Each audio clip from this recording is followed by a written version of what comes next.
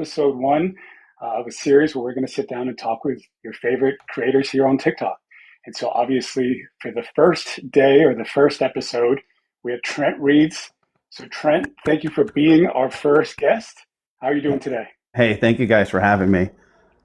We can all hear each other okay? Yeah? Oh, thank Yeah. you guys so much for having me. This is really cool. This is actually Yeah, really we're cool. excited. Yeah, I mean, so, and, I was talking with Charles about this before, and like, you guys have talked a lot. I've seen you guys get on live a few times, Yeah. but you and I haven't talked. So, this is a good chance for like you and I to obviously get to talk, and then obviously people listening in get to know a little Yeah. bit more about you.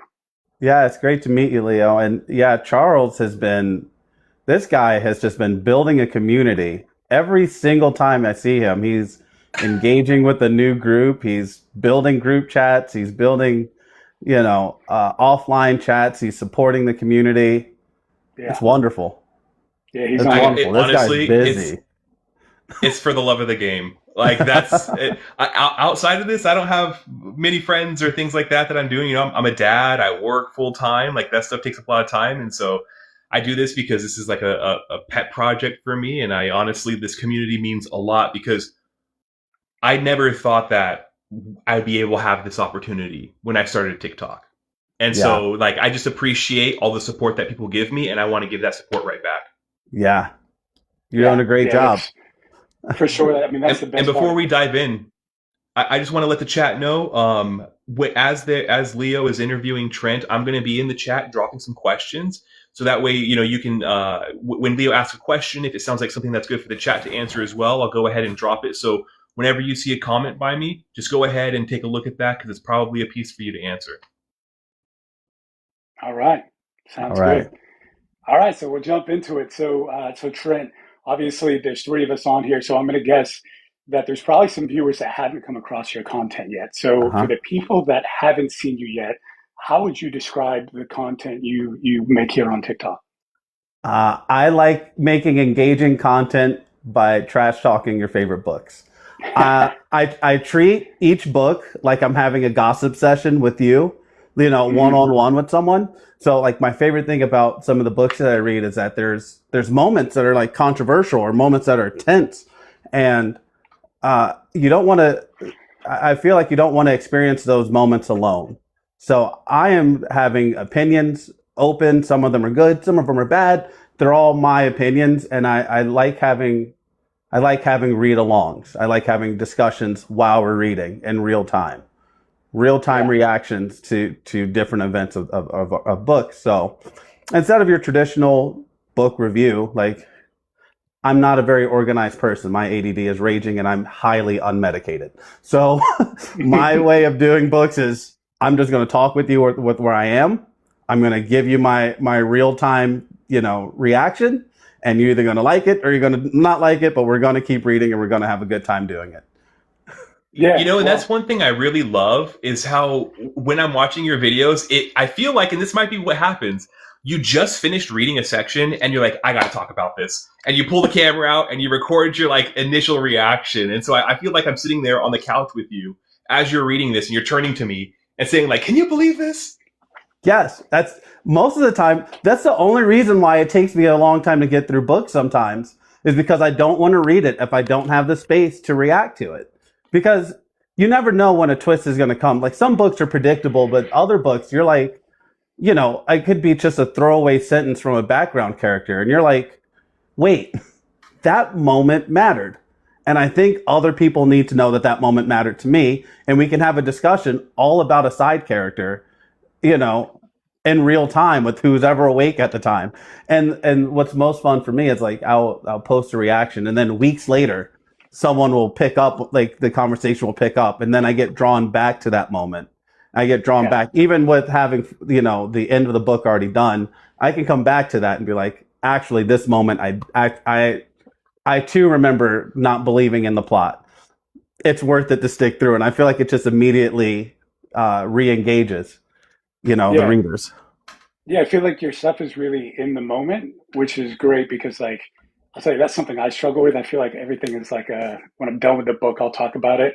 But I think people clearly like the in the moment and like knowing how you feel when you read a certain chapter because, they went through the same thing if they've read that book. Mm-hmm. All right. So also you had mentioned that the book talk kind of happened by accident. So walk us through, how this came to be. Oh my goodness. So I was celebrating my friend's birthday and I just had people over. Now they had started reading the first ACOTAR book. Okay. And the girls were hanging out with each other talking about Tamlin, about like how they don't like him. They were like towards the end of the first book. I made a joke. I went on here and said, I want everyone to know that I'm Team Tamlin. And I don't care what anyone has to say about it, just to prove you girls wrong, because they were trash talking him. I was like, just to prove you wrong, I'm going to read this book and I'm going to be on Team Tamlin. And a lot of people saw that video. A lot more than I thought. Okay. It was like very unnerving, the amount of comments and like views I was getting. And I really made a decision because I had not read any of the books so far. But suddenly there was a lot of people here interested in me reading this book. So the next day I was like, someone hand me this book, please. Can I borrow it? And I go to school. I was in nursing school at the time. And I'm chatting with my classmates and they're like, you haven't read ACOTAR? Of course. You told people you're Team Tamlin? Are you serious? Ew, we don't like you. And I'm like, what do you mean? So I have to read it. And to kind of save myself from the anxiety of having so many views and comments, my defense was to just post a bunch. And I didn't know what to post, so I was just trash talking the book. And the way that I started doing content was an accident, in the way that I was like, I don't know what else to do, so I'm going to just continue the conversation. Yeah. Like, you think this Rhysand guy is fun? No, this Rhysand guy is terrible. You think I'm going to care about the Night Court versus the Spring Court versus X, Y, and Z? No, I was just trolling and trash talking people and their favorite characters in their favorite book. And they kept engaging in the comments like, just you wait. And it was literally the most engaging thing I've ever done in my life. Wow. I have a follow-up question to that. When did you start caring? When I start caring? About the characters, because you can't read all of these books, thousands of pages, and not become actually invested. Okay, so the first book, I did not like Feyre. I was trying to defend my position on Tamlin, and I made a position. I had to defend it. It was Tamlin has to be the GOAT. Rhysand has to be terrible. The side characters, like I had to it forced me to defend, not just read, but defend a position that was undefendable. By the end of the first book, I'm like, guys, I'm trying really hard to defend this character, but I can't, And then it just happened organically. Like after I started the second book, I was on the second book, and I remember there was a moment where, spoilers for the chat in case people haven't read this part, but there was a moment in the second book where they're getting ready.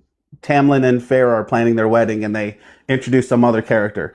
And I remember feeling very unsettled and uncomfortable, and feeling like, can someone please go protect Feyre? I know she's not my favorite character, yada, yada, yada, but can someone please step in?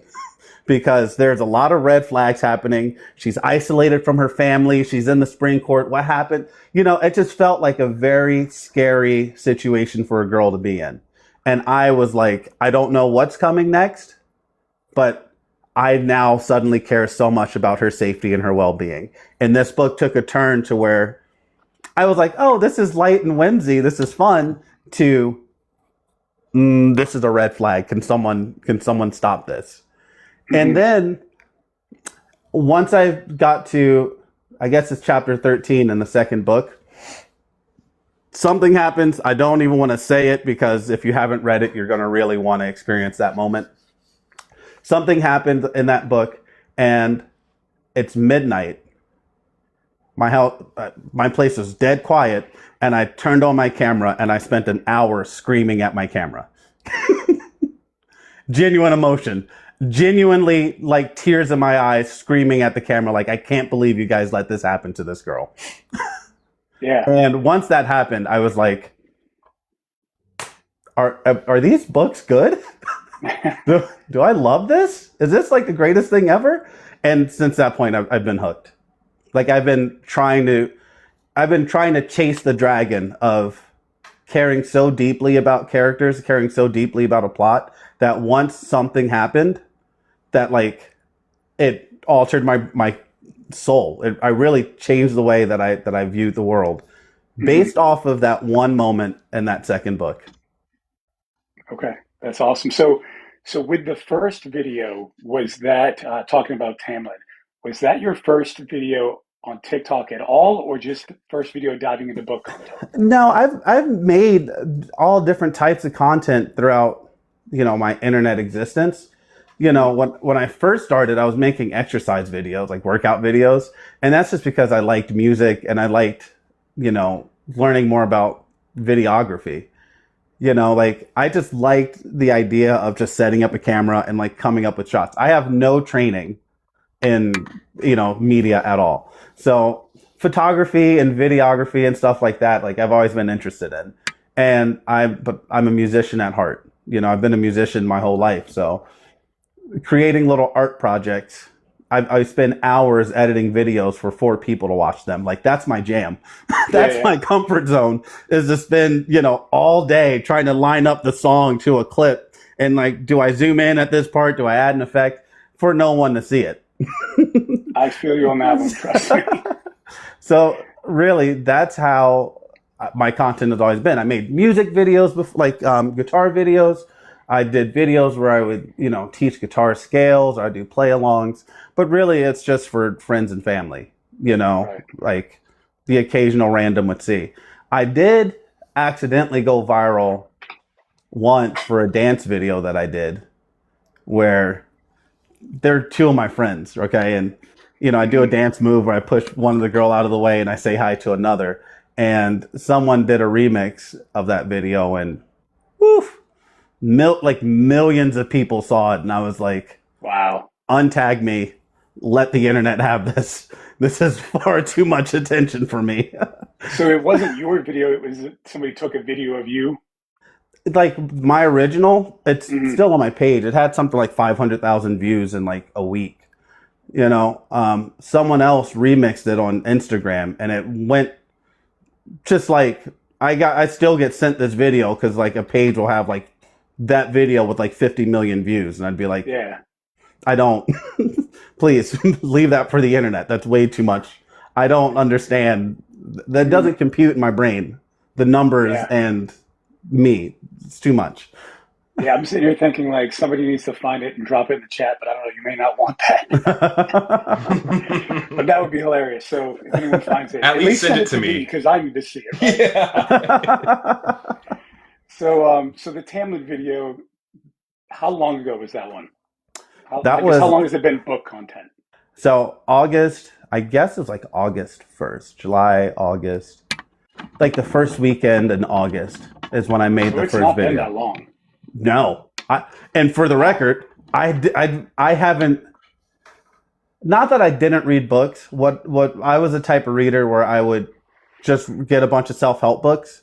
I would DNF all of them. I would just take, information that I wanted from the books or that I needed from the books, and then I'd apply it and move on. So I would collect some books, some really good like life lesson books, but I was really just, trying to build character through, grabbing lessons from certain books. So I was not a fiction reader. I was not I barely would watch TV. Like I'd never really consumed anything until this happened. And then I just said, well, let's just keep going. Let's just find out what's next.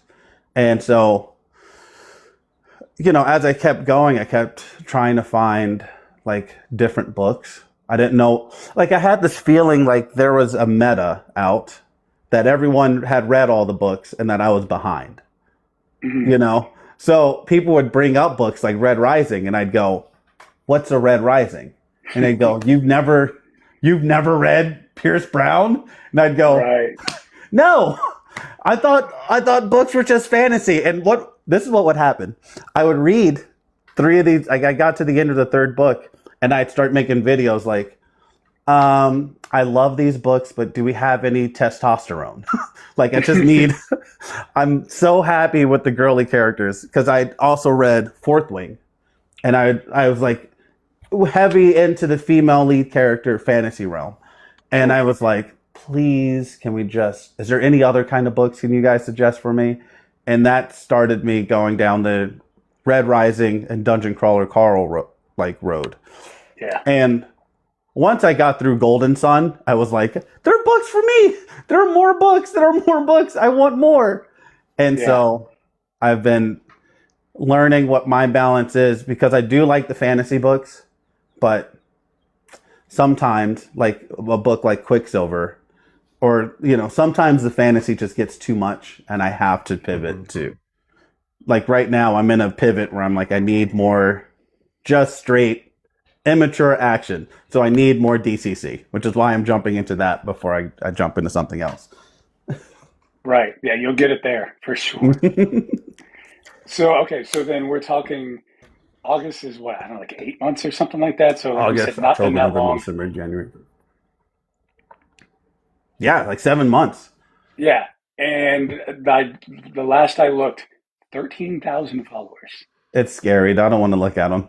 Yeah, I was gonna say. So obviously, like first, congrats because that many in like 7 months, especially like in book content, because I feel like you can grow there, but it's also like maybe not as easy as some other areas. So like in 7 months, 13,000 is incredible. Do you? Yeah, I know you said it's scary. Like, do you think about like how many people that really is? Sometimes, like when I read certain books, it attracts more attention. So there's like this balance of me where I'm like, I don't want to pander. I don't want to feel like I'm just doing this for the views. But I accidentally will stumble upon a book like when I was doing Throne of Glass. Okay, I got like to book 5 and I was like, I hate this. And 200 people pops up and like, oh my God, you're reading Throne of Glass. And I go, okay. Now there's pressure to finish this, even though I don't like it. And I'm happy that I did it. Like, I'm happy that I finished the series and like it had a great payoff. But there's been moments where I'm reading books that I'm really not into. And then I notice that there's a flood of comments, a flood of follows, a bunch of people are really engaged. And they go, you have to keep reading. And I go, begrudgingly, I'll finish it. And by the end of it, I'm like, oh, that was so great. But I try my best to not pay attention to it. I just go on, clear notifications. I try to stay away from comment sections too much because it just feels like, well, it's scary. That's a lot of people. So with like, you're talking about not wanting to pander, but also having this pressure of like trying to stay, for lack of better words, relevant, like reading certain books to try to get those views and try to get that engagement going because it works. And there are certain books out there that have a huge fan base, right? So in a little bit of vulnerability here and maybe some honesty, because as a creator, there is a social persona. How much of what we receive is the real Trent? Because people gravitate towards you because you feel so honest and genuine. And I feel personally like that's a big part of who you really are. But like on a scale of 0 to 100, what percentage of the real Trent are we getting? You're getting 100% me.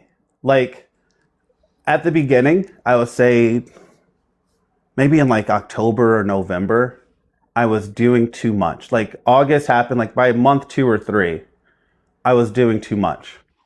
I was reading books that I just had a TBR list that was just like dumped on my lap. I'm like, who are these people? And everyone's in the comment section like, what are you going to read next? And I really felt like I was trying so hard to please people.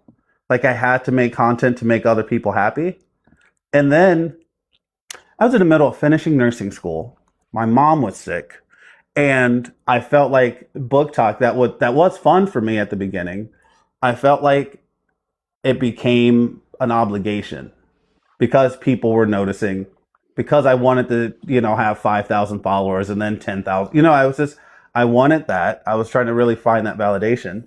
And it really made content creation suck for a while. Like it really made it bad because the part that was exciting for me suddenly became an obligation. And so there was a point where I was reading Kristen Hanna, which I will never read another Kristen Hanna book. I want to talk about sad for the sake of sad. No, thank you. I haven't read any, but I've heard. But I was in the point where I was going through so much stuff personally, and that the one thing that I thought was an outlet, being BookTalk at the time, was becoming an obligation that I had to make a conscious decision to not treat this platform that way, because numbers became my identity, comments became my identity, whatever I was consuming became my identity, and my breaking point happened, I guess, in December, like beginning of December. I tried to read Quicksilver, and that was the first book that I was like, I don't care how many comments you give, I am not reading this thing. I don't care how many people tell me you love it, I am not finishing this book. I am actually going to DNF this book, and I'm going to pick up something that I like. And that's when I read Red Rising. Okay. You know? But that was a time when it shifted from, what do I need to do for your attention and your validation, to, doesn't matter. I'm going to just have fun. I'm going to do what I want to do. And you're either going to like it or you're not. But I'm going to keep being myself. Yeah. No, I totally get that. And so I guess with that too, you know, mentioned just finishing nursing school and now a nurse, that obviously comes with like a very hectic schedule. So how do you balance like reading and then consistently posting on TikTok? Because you're on here every day. So how do you balance that? Yeah, so I'm learning a new balance, right? I'm learning how to have a better relationship with social media, given that, you know, the rest of my life is, because I want to keep this fun. I like that the community that we have right now is very supportive of each other, and you know, we're uplifting. I love seeing people's achievements. I love seeing people's accomplishments on here. I care more about seeing other people's milestones than chasing after any myself. So having that mindset is really helping me stay engaged with social media and continue to have consistency with posting. I'm still finding the balance because I'm working nights, and I have some time where I can get after some of my reading, but I don't like to upload while I'm at work. I don't want to have no crossover at all. So that means my schedule for uploading has to change. So I've been experimenting. I get off of a night shift, and whatever I read the night before is what I'll talk about, you know, before I go to sleep for the day. And then when I wake up, then I'll start reviewing comments before I go to work. But even then, you know, I'm still trying to figure out what the balance is going to be. Yeah. So as you figure out the balance, right? Because understanding that night shift is hard and nursing is hard. Like, should we expect a pause in your content, or do you still intend on continuing like daily content, daily engagement? Because as a human, right, it's hard to commit to something like that when you're going through something brand new and your schedule is so opposite to where your fan base is. How do I answer this? I don't feel an obligation anymore to post every day. So I will have days where I'm like, oh, well, I'm not posting. I don't even want to think about it because I have to focus elsewhere. I've learned to build enough security in that and in my life outside of social media to realize, like, if I post and 4 people see it, or if I post and 1,000 people see it, I think my content strategy has kept me insulated from my own ego, if that makes sense.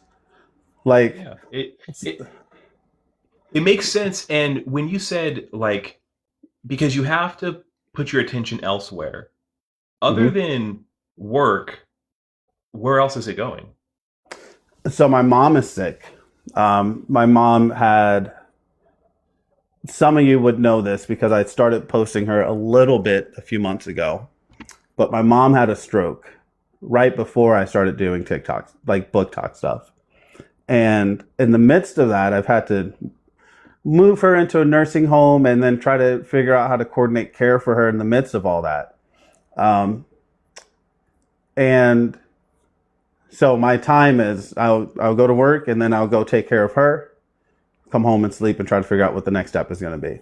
I also do some like volunteer work with drug and alcohol counseling. Mm-hmm. So I do some time trying to work with people recovering. So I'm a busy boy. I really am. Sounds like it. I really am a busy boy. I had a coworker. She has a master's of nursing. Okay. She comes up and goes, Trent, you seem like a very goal-oriented person. Because at 3:00 in the morning, I'm asking her, what do you think would be a good content strategy? You think I should start doing Dob of the Days with a different book of the day? And she's like, Trent, can you please just relax? I don't know how to stop. I don't know how to stop. So it's volunteering a couple of days a week. It's taking care of mom, 2-3 days a week after I get out of work. It's my shifts, which can be between 3 and 4 nights a week. And then it's book talk whenever I have time.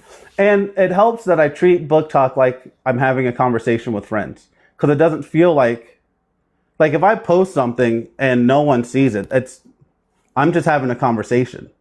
So you can be there or not be there, but I will talk to a brick wall if I have to.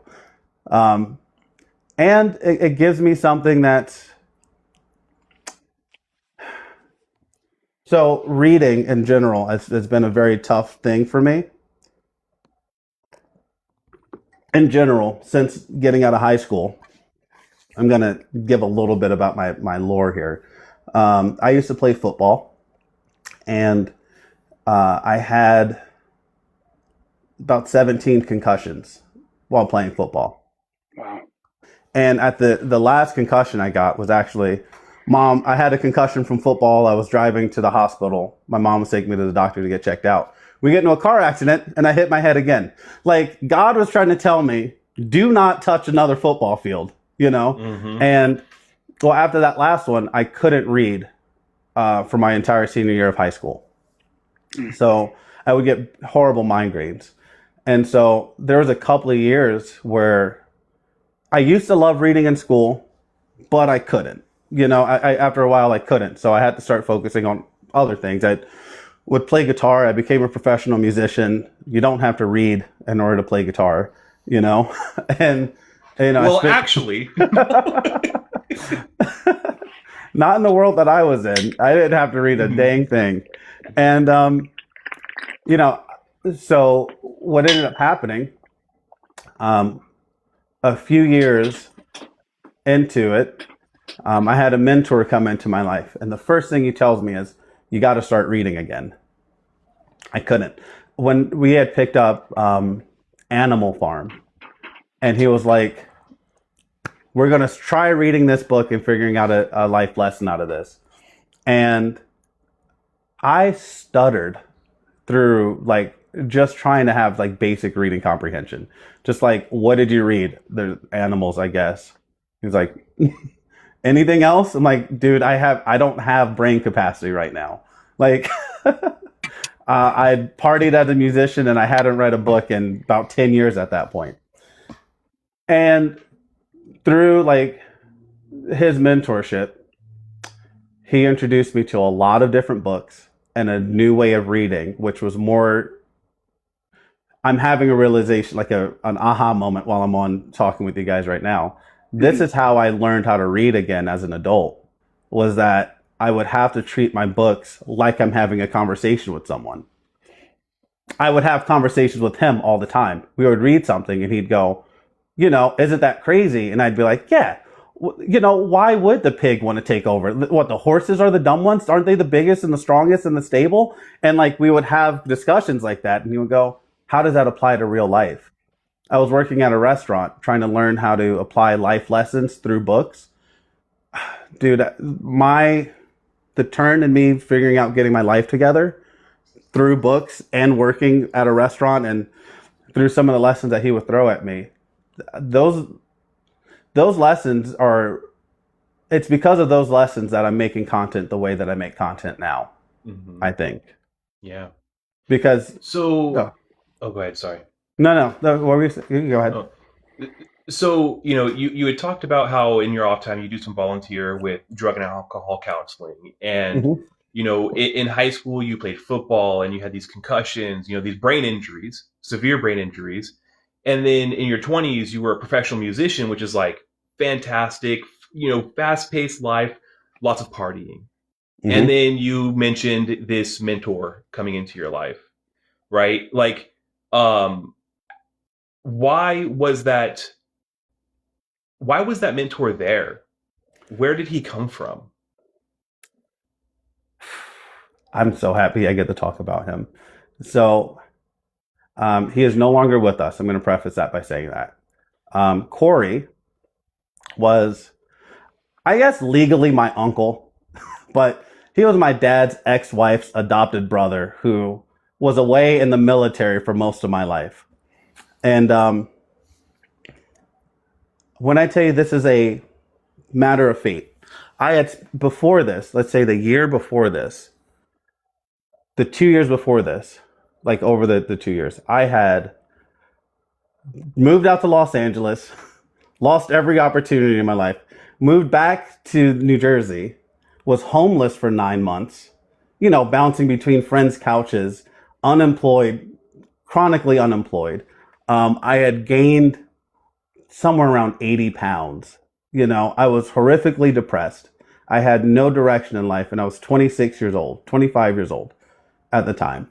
And it was like, that was my existence. I just thought, I'm chain smoking cigarettes and I'm partying every night, and I'm hoping that, like, I'll stumble across $1 million one day and my whole life would be changed.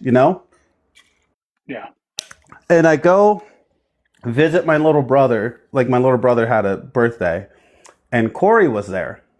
And Corey was the only person in my life willing to have this conversation with me. He took me into the back room and he goes, "What happened to you?" And I go, "What do you mean? I'm fine." And he goes, "No, I don't know how to put this. I love you. We have to fix it. What is going on? I kept dropping out of college, you know."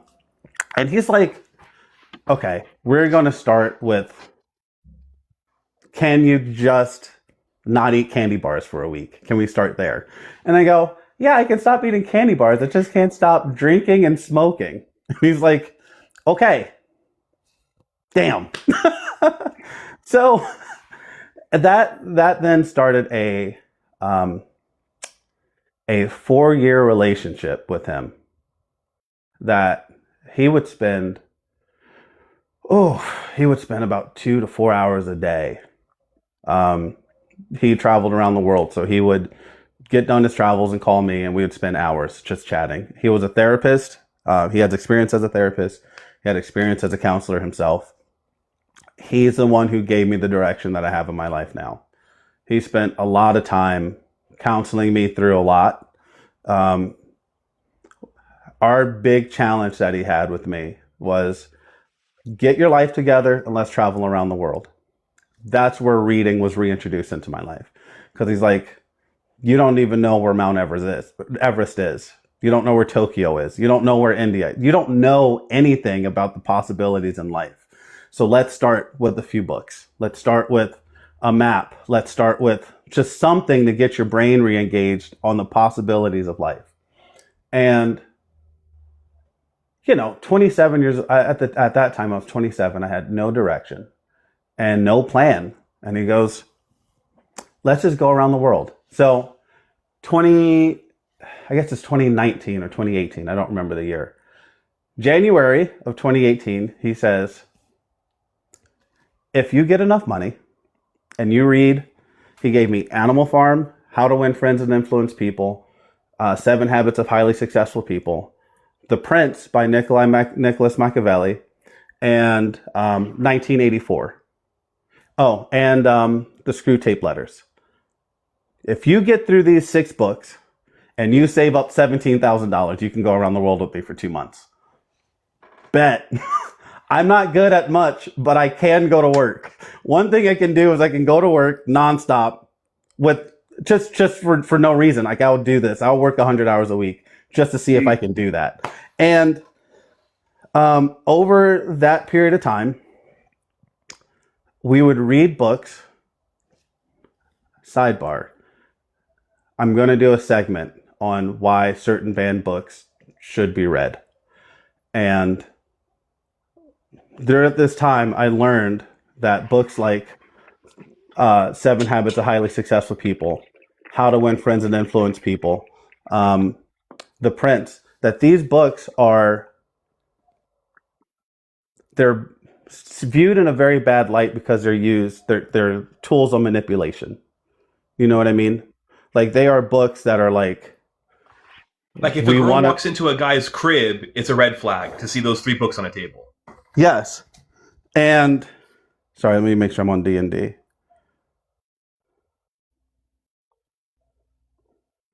Okay, sorry. So those books are classic red flags because they're books on manipulation. But the thing is, it's also can be used to empower yourself from people who are using these tools on you, right? If you're like in a relationship where you're in a situation where you're just being taken advantage of and you don't understand what's going on, these books are great tools to arm yourself with information. I'm going to do a sidebar on that stuff, but I had to read those books because a lot of people in my life at that time were hurting me and I couldn't see why.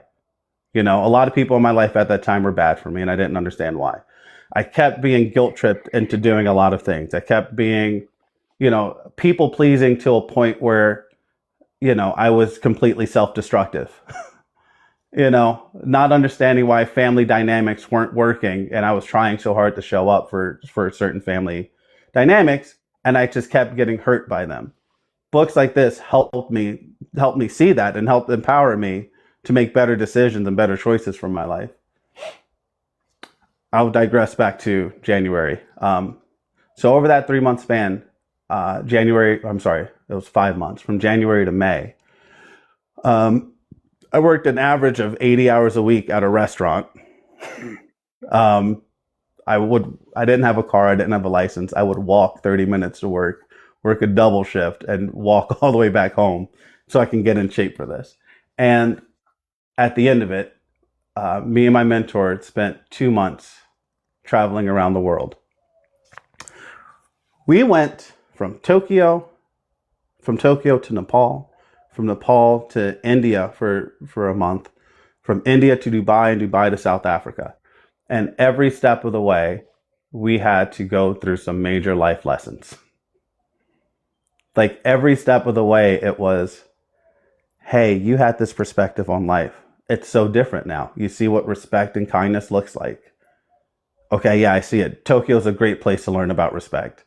You want to learn about, your own personal limits and going on a spiritual journey. Try walking to Mount Everest with no electronics, no headphones.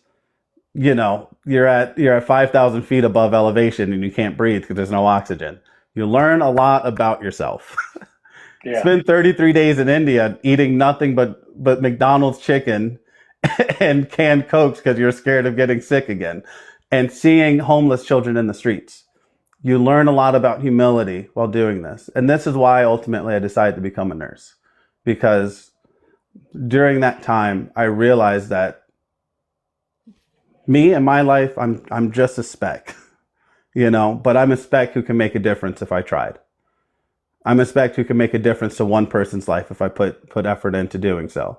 And that's the lesson that I learned from that trip. That's the lesson that I started learning through reading books before BookTalk.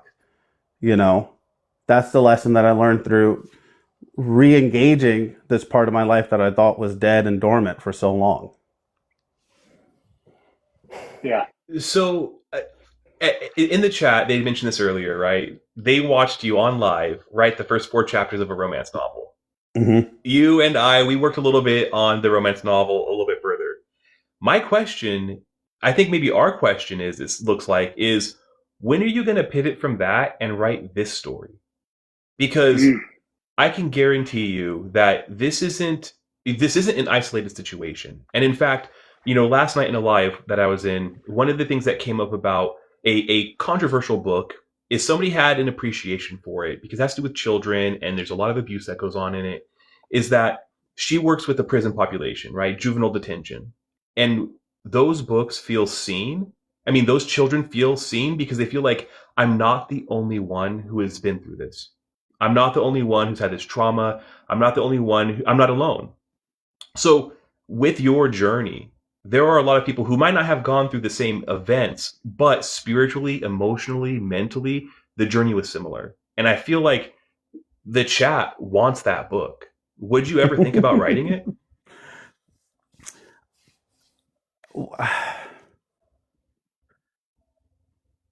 I think half of it is wanting to acknowledge that story as something, and the other half of me is like, I don't think anyone actually cares.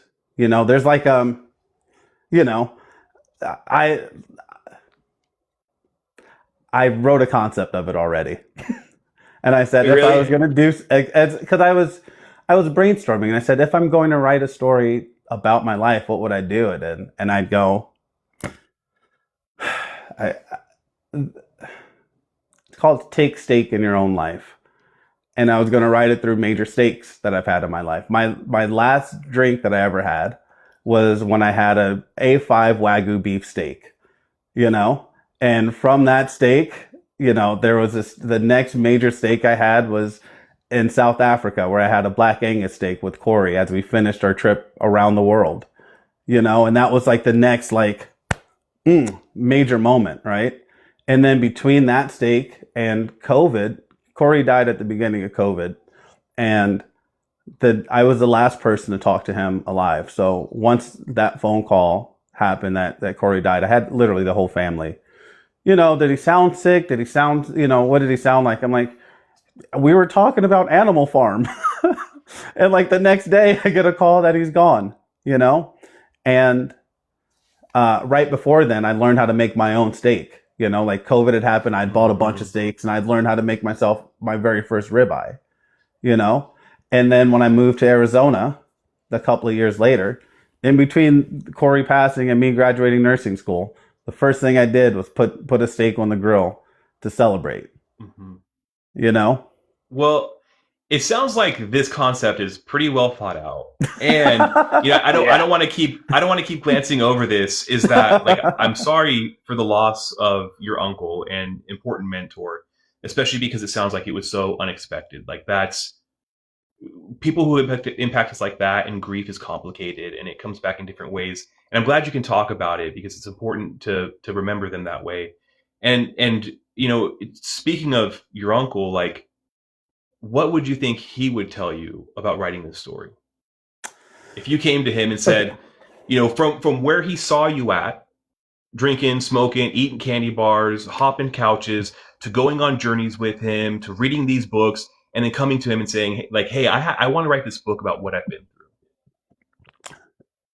So we spoke earlier about, hey, you're a nurse and you're doing BookTalk and you're taking care of mom and you're doing all this stuff.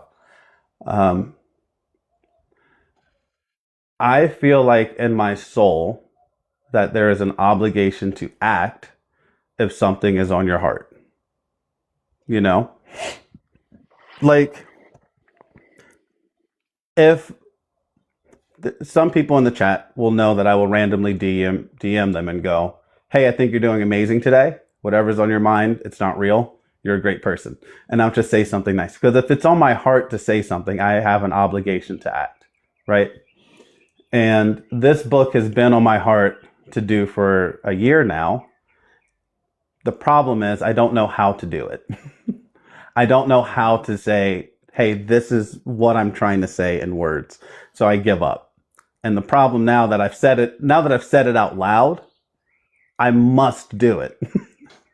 Yeah. You know what I mean? I think that maybe that's why you haven't said it out loud before, is because then you have that obligation. Right now, I must do it. And just kind of like peeling back a little bit of what I'm seeing, it almost seems like you're so willing to do things for other people, but this book is for you. And so it's kind of on the back burner.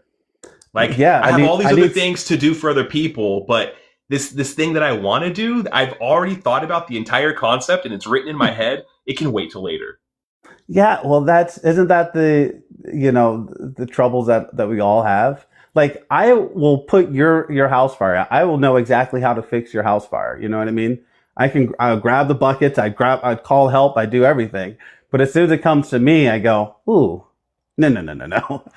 My dreams don't matter, you know? So it's like don't we all have that to some degree?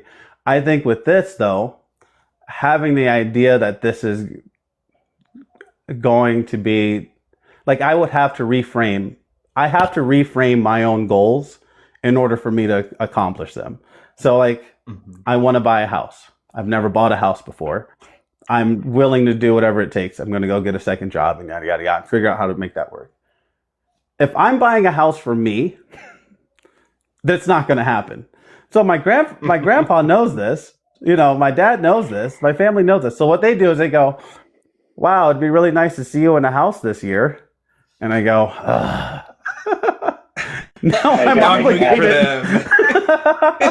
No, I'm obligated to do this now.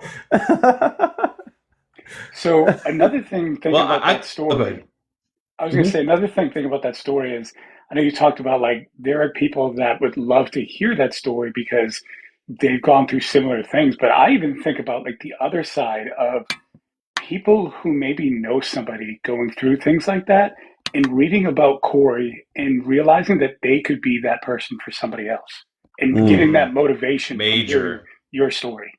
So I think there's another side to it. You know, one of the things that I've been trying to do since meeting Corey, like the person that you meet today, I wasn't always this person, right? And I try to carry myself in a certain way, not because it's not authentic. It is authentically me. It is definitely me. I'm 100% myself. But I think that I view myself as a representation of the good leaders that I've had in my life, of the good people in my life, because people have sacrificed a lot for me to be where I'm at today. And, you know, one of those things that I had to learn how to do is, like, one of the aspects of that is like being free to be myself 100%. You know, sometimes if we talk about like book talk content, sometimes I'll make skits and like the Dob of the Days, where I like to take them and I like to see how ridiculous I can make them. And sometimes they get ridiculous. They get out there, you know, I really get out there, but I'm always honest to myself. You know, sometimes I'll have book talk takes that aren't popular. I'll finish a whole book and be like, this was a 0-star read. What did I read? It's got to be honest to me. And as soon as I feel like that I'm working against being authentically myself, or I see someone else, you know, working against themselves, then I have to pivot. And so it do you feel like this, some might even call it like radical honesty? Is this one of your mooring lines for sobriety? Is to where it's like, if I find myself not being authentic, this can lead me down a dangerous path? Kind of. It's less of like, I learned this through through being radically honest. I learned that like, that sometimes, I do actions to please others that work counter to who I am, you know? And it's not like, it's different than like, oh, I'm going to go to this restaurant because I might not like it, but you like it. It's not that. It's, you know, I'm going to be drinking at this bar just to please you, when in reality, I want to be at home playing video games and hanging out with my friends or something completely different, right? Like along that path, you know, even going through nursing school taught me like how to be honest with myself, because in the medical field, you run into a lot of people who have a lot of problems that you have no experience with. You know, working in mental health during one of my rotations, you get to view alcoholism in a completely different light. You get to view addiction in a completely different light. You have to view these things differently because it's my job to treat patients. It's not my job to judge people, you know? And so through working with people in that capacity, I had to then be more transparent and open and honest with myself. Like, you know, if I'm moving in this capacity and trying to treat patients and trying to help others and trying to be available to others, and I'm lying to myself, well, then I'm going to bring that dishonesty into my treatment. I'm going to bring that dishonesty home with me. And who knows what type of person I would be if I go to sleep with dishonesty on my heart and I wake up with that the next day. Like, who knows, working in such a sensitive field with people's lives and livelihoods in my hands, and I'm bringing in dishonesty, or I'm bringing in, I'm not authentically myself. Who knows what type of outcome or how that could impact, somebody else's life.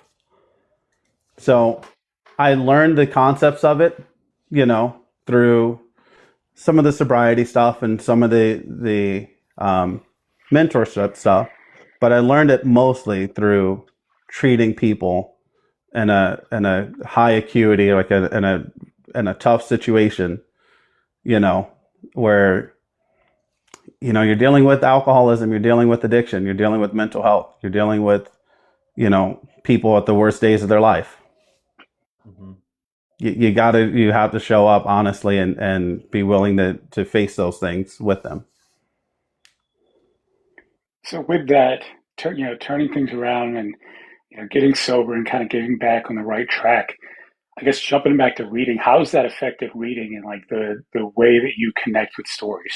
I have so much fun with reading. I think having to going through a transformation, like I think people who have gone through like any type of radical change, mm-hmm.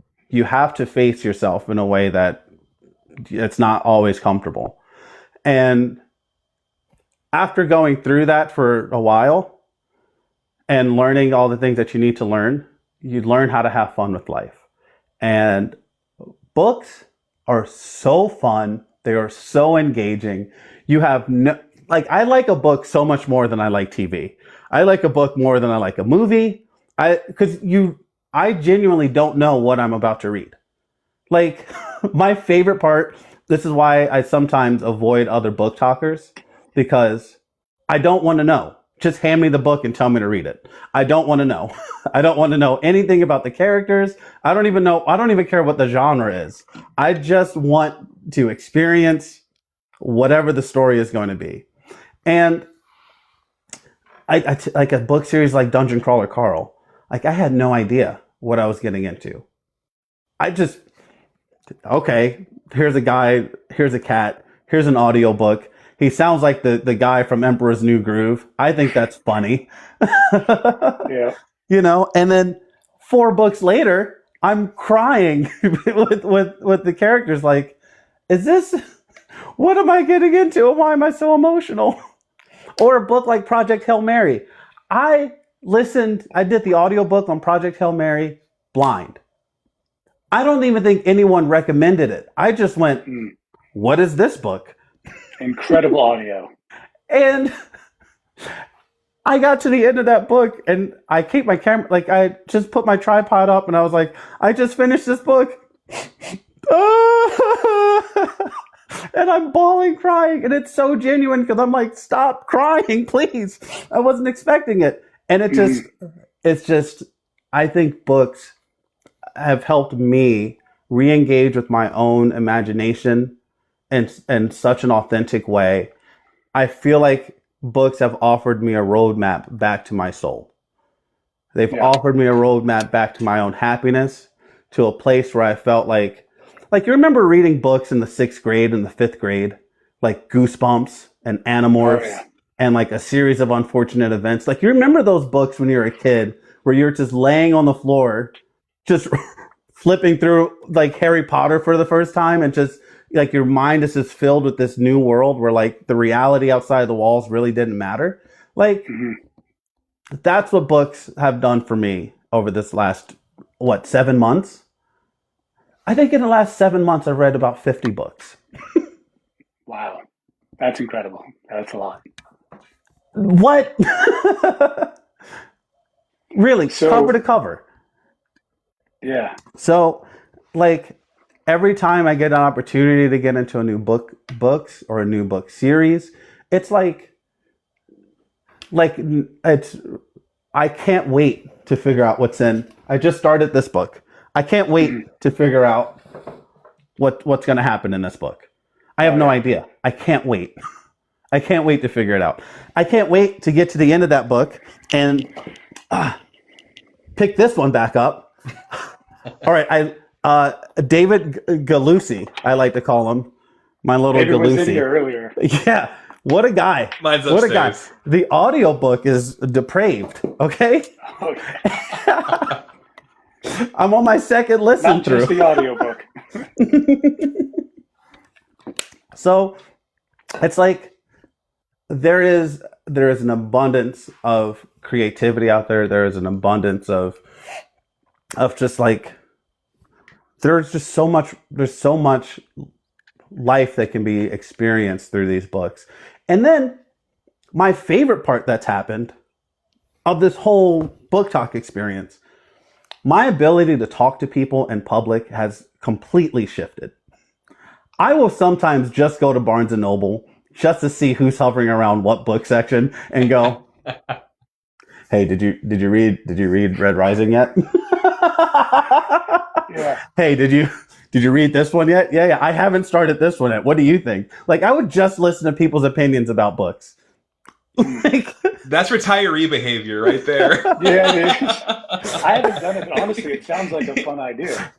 I had an old guy, some old guy. I was at Barnes and Noble the other day. He goes, he's looking at the first Dungeon Crawler Carl book, and he's like, "I don't know. I couldn't finish this. I was trying the audiobook, but it just didn't make, the voice acting was fine." I was like, no, you have to get through it. You have to do it. You have to. And now I'm like defending every time I see someone read Throne of Glass. I'm like, "Oh, just you wait. Just get through that part. You need to that's part of the experience. I know you don't like it. I know it's slow. It doesn't have any direction. That's fine. Push through that part because it's so good." Like, I've never been so passionately, like, outside of guitar, because now, the only thing that triggered this type of response for me before is guitar. When I was first experiencing music, when I would, "Hey, did you hear the first Linkin Park album?" or System of a Down, the Toxicity album. I still to this day can probably sing every word to the Toxicity album. I listen to it that much, to like, first Kanye record. Do you remember that? Or where were you when Drake and Kendrick had their beef? Because I remember where I was. Like, I'm talking about books the way that I used to talk about, or the way that I talk about music. And it's just made my life so much more fulfilling, so much more enriching to be able to have these discussions with people. Yeah. That's surprising to hear, honestly, because you are so personable and easy to talk to that I can't imagine that they're like that. That's just not like that wasn't always the case. Because what it makes me wonder is, with you, did being a musician first give you this kind of laissez-faire or confidence to be like the way that you are in your lives, and the way that you are in person, and the way that you are when you're creating your content, right? Like, very personable, intimate in a way. Or is that kind of who you are, and that led you to being a musician, that led you to being a creator, that led you to these different journeys? Here is my greatest life lesson that I ever had. I was 16 years old. Me and a bunch of friends went to the park and played. I brought my guitar with me. We were going to go write music at the park. And my friend Spencer, his girlfriend, came with finger painting. We were just going to do finger painting at the park. I have a guitar. I'm just strumming along. And there's this 4-year-old kid who had autism. He comes running up to me and he starts strumming on my guitar. Boom, boom, and I'm like, "Yeah, this is fine. This is cute." And he's looking at my guitar pick and he can't speak the words that he's like, "I want one of these." He's just kind of pointing and moaning at his mom. And she goes, "Oh, I think he's talking about the guitar pick. He started playing guitar, but he hasn't graduated to the pick yet." So I go, "Here's mine." Not thinking, I have hundreds of these things. You can have my guitar pick. A second later, this kid is running around chasing ducks at the park, screaming, I got a guitar pick! You know what I mean? And he's chasing these ducks around the park with this pick. And it was at that moment where I went, as a musician or as a kid, you're thinking I want to change the entire world. And I went, I don't care about having an impact on 100 people. If I can just change the life of one person, then my entire life will be worth it. Because I felt like in that moment, I changed that little boy's life. You know, I felt like he's going to take that, and no matter what he does with it, I feel like I made a difference to his life. What that means, whenever I play guitar and I'm on a stage and there's a lot of people, I narrow my focus to one small group of people. I cannot think about the whole thing. I have to narrow my focus. So I usually find a couple of people who are dancing along with the music and they're kind of engaged. And I go, great, I'm playing an entire show to you because there are way too many people.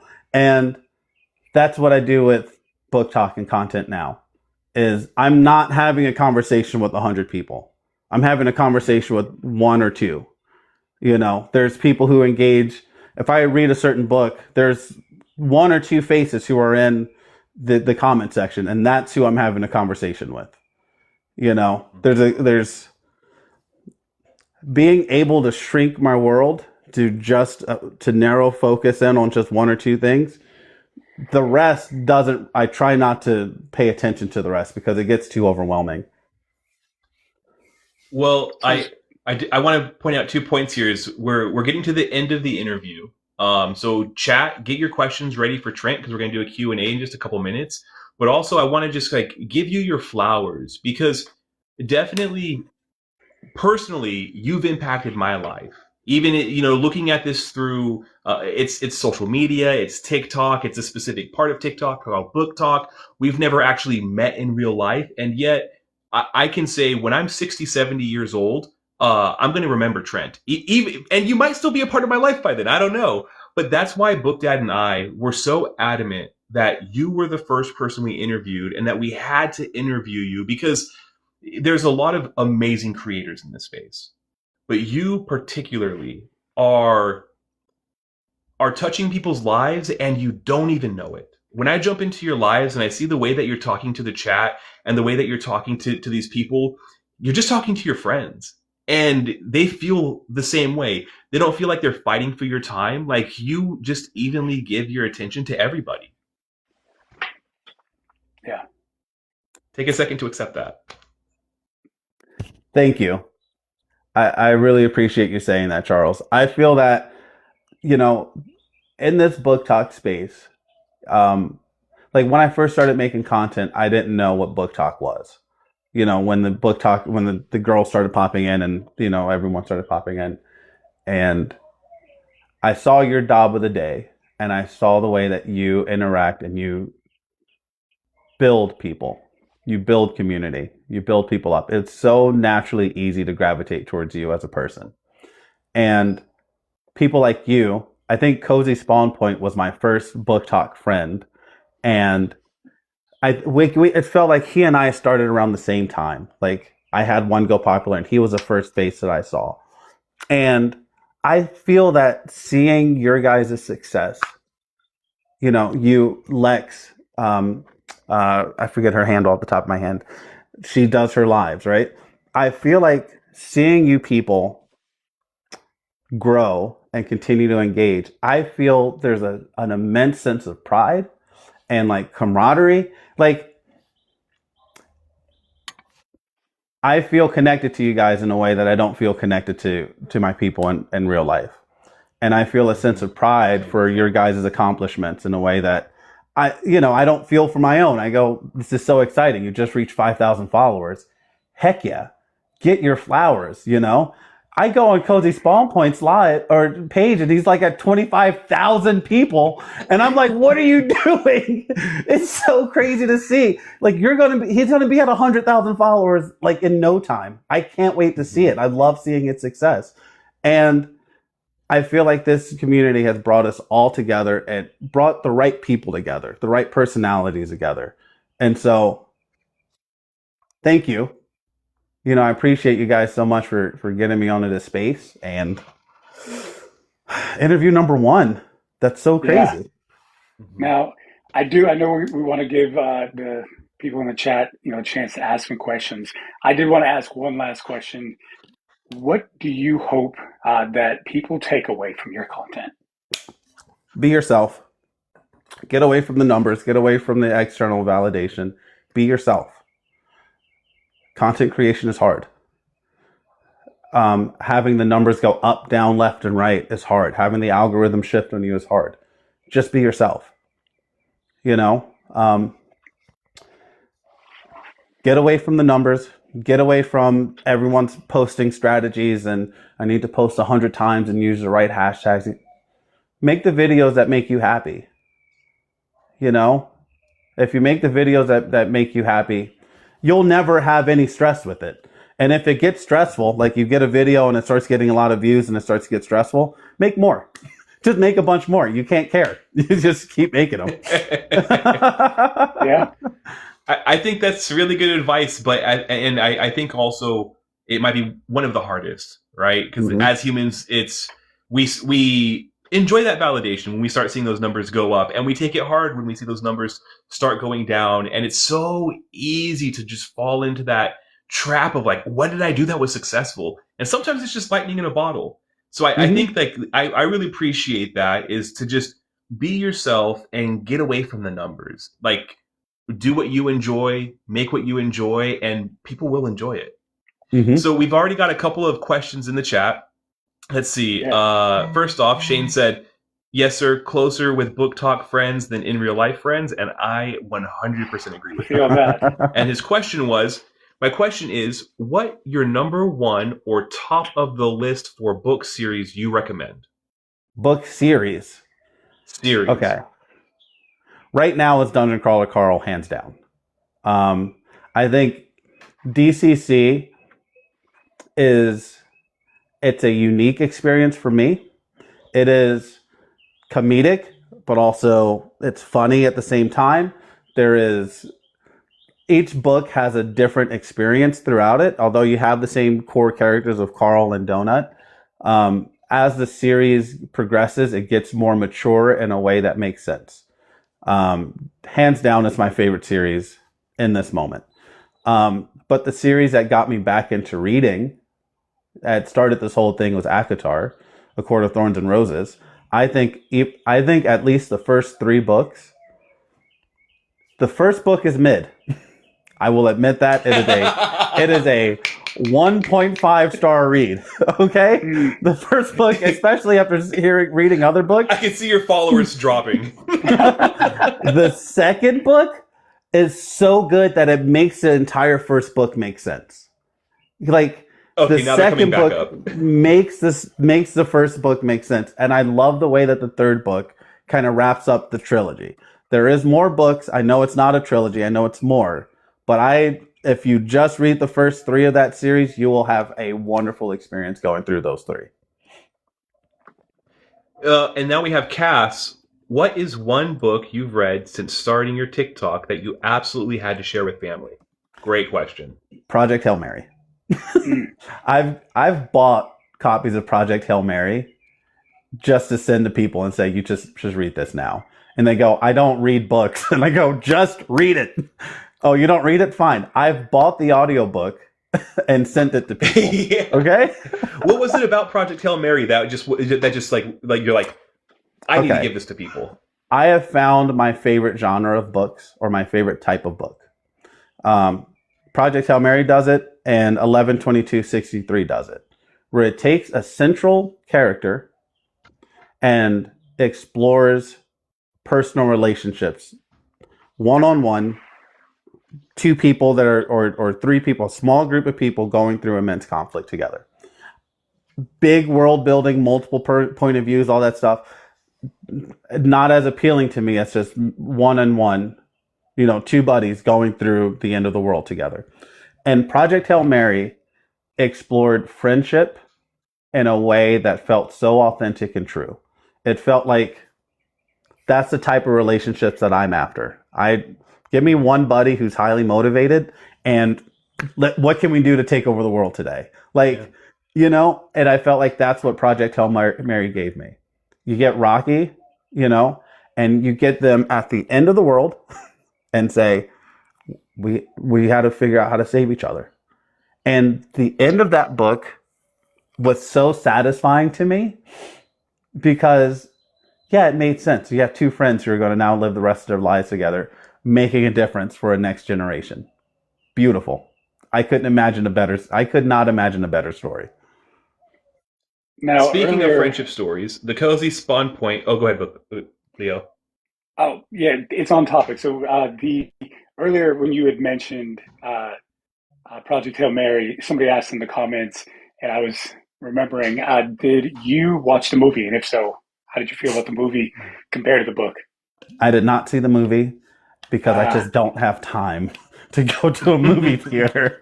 And Yeah, every time I get you're done busy. work, I'm either too tired or it's like, hey, I want to go see it. The movie time starts at a time where I'm not going to go. So I'm waiting for it to come out on streaming, and I already know it's going to be. I'm going to watch it 10 times. I know, but I just haven't been able to get to a theater. So the cozy spawn point said, so not really a question, it's more of a comment. I just wanted to let Trent know I'm extremely proud of what he has done. And I agree. Absolutely. I think that, diamonds start out as coal under immense pressure. And I think some of the best people have had some of the hardest times. Now, for the real questions, the real important one, I think Samwise asked it very wisely, is mayonnaise an instrument? Is mayonnaise an instrument? Is mayonnaise an instrument? It requires a secondary instrument to make it work. So it can be if you sample it properly. And now we got Cass saying, you mentioned banned books. What is something you've read that you think should be taught? And How to Win Friends and Influence People. They talk a lot. Now, I can't quote it because I haven't touched this book in so long. But they talk about a general concept of how to adjust your behavior to be appealing to someone. The reason why it gets controversial is because it's teaching you how to manipulate your own behavior to get what you want, to make a friend. I think that does need to be taught to some degree, because you do need to know how to control yourself and control your behavior when you're in different settings. That's going to be very helpful because we want you to be opinionated. We want you to be yourself. But you don't want to be confrontational with your boss when you're at work when you have other goals. Jocko Willink, and a long time ago in a podcast, said, play the game. If you're in the military and you hate your boss, he says, play the game. Sometimes you have to learn how to play the game, but you can play the game in a way that makes it easier for you, easier for your coworkers, easier for your manager, as long as you're staying focused to your own goals. And you can still do it in a way to be honest with yourself. And I think in the How to Win Friends and Influence People, it's highly manipulative. It really is like one of those books where you're like, this is borderline evil, But there's some concepts in the book where you can apply to yourself and to your life that's going to make things a lot better for your personal relationships. Right. Looking at it as a tool and how you use it matters. Yeah. So then Hope Marie also wanted to let you know that she is very proud of you, and like many of us, cannot wait to read your book. Every time I hear that someone's proud of me, that you guys are saying this, it's validating a part of my heart that I'm in my personal life. I don't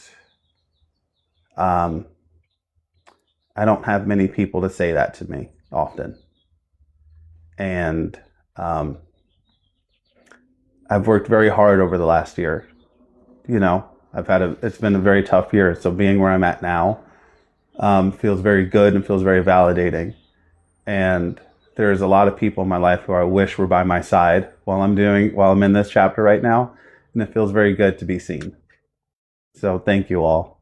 It really means a lot to hear. And another one from Cozy Spawn Point. How many books typically at a time do you read? I can't read more than 2. It's because I'm having conversations with you. You know, I'm having conversations with the books that I'm reading. If I was doing more traditional reviews of books, like, hey, this is what I read, this is what it's about, it's a great read, try it. I tried making content like that once, and I felt so cheesy that I just couldn't do it. Like, I set up the light and I went, have you read Dungeon Crawler Carl yet? And I tried it, and I just could not. I tried a script. It felt so not authentic to me that I was like, and you know what? It's got the same amount of views as any other video would. So I was like, forget it. I'm not even going to try it. I'm just going to tell you, hey, I liked it or I didn't. So I, for one, am grateful that you stopped. I think I like what you do. I think it's a great. It doesn't matter, like you said though. It doesn't matter what I like. It matters what you like, and that's the thing that I like about it. I can tell you enjoy it. You're not scripting. You're not forcing it. You're just having a good time with it. And Alley Cat wants to know, speaking of a good time, what's your favorite genre? I think it's sci-fi. I'm learning what and I don't mean sci-fi fantasy. I mean like battleships in space sci-fi. Yeah. Red Rising. Science sci-fi? Yeah. Yeah, like give me I'm still searching for the perfect book right now, and I think it's going to be Dune. I'm not there yet, but I think it's going to be Frank Herbert's Dune. I saw the movie. I've seen enough about it, and I'm really like, I need a hard science book with space battles, and I think that would be my favorite genre of books. But The Expanse is right up your alley. The Expanse? Yeah. I'll try it. I mean, I'm still discovering books. I'm still discovering what I like, and I like a grounded sci-fi book, I think. And we've got Karina asking if you've read the 48 Laws of Power. I have read the 48 Laws of Power. It's in that same. I saw the question come up. I was like, I'm grabbing it. Yeah, I was like, right on his desk. I have. You know what though? My favorite. I have two books that in the self-help book world that I would recommend.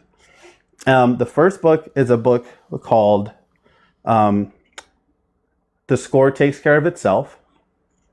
It is a football coach who wrote this book. There's a lesson in there, and what he like the lesson that I apply almost every day. He gives a list of like 5 rules to get over defeat. He was getting ready to win a Super Bowl. He lost the Super Bowl. And he says, "What are my 5 rules for getting over that?"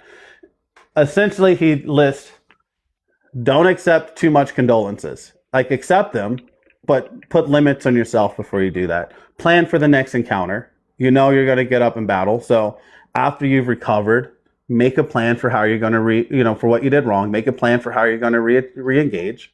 Don't give yourself space to wallow, but don't give yourself too much space to wallow. Put limits on it. And if it's through that book that I developed like a 15-second rule with myself, where if I'm ruminating for too long and this is really beating me up, I'm really sad, I'm really upset, I would go, all right, Trent, how long are you going to be upset about this? You have 15 more seconds. And I would go, I'm so mad. 15 seconds is up. All right, time to get over it and move on to the next thing. And then the other book is called Never Split the Difference by Chris Voss. Chris Voss was an FBI negotiator. He writes a book about negotiation. I think there was during COVID, I was getting really depressed with myself, and he gives this lesson. People are 40% smarter when they're in a positive frame of mind, and one of the easiest ways to put someone in a positive frame of mind is to smile at them and try to mirror positive behavior and a positive tone of voice. So I would practice that by going to the local gas station, to the corner store, because it's COVID. There's nothing else to do. So I would go and I'd go, "Hi, how are you today?"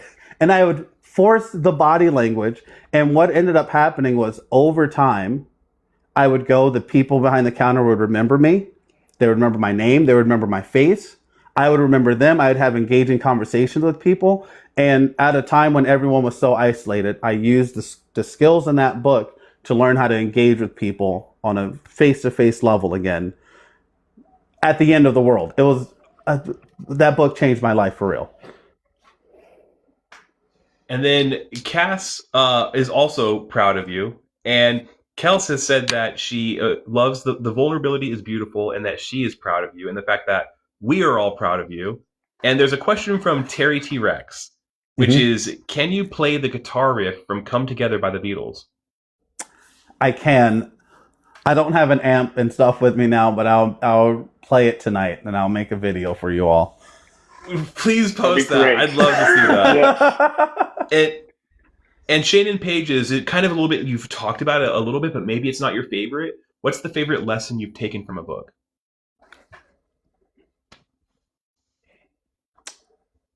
I've talked a lot about the self-help books that I just talked about, the 7 lessons there, but I'm going to talk about something different from like fantasy books.